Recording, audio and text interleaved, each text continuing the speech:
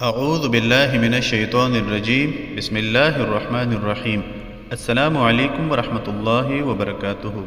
اس video میں آپ کے ساتھ ایک ایسا عمل شیئر کیا جا رہا ہے جس کے ذریعے سے حاجات جلدی پوری ہو جائیں گی۔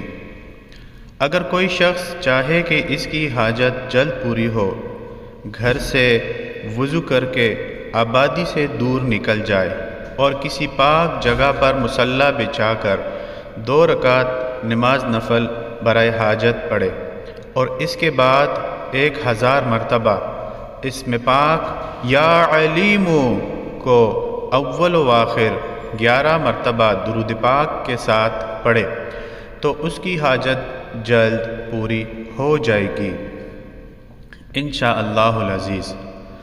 عمل کی مدت 11 دن ہے۔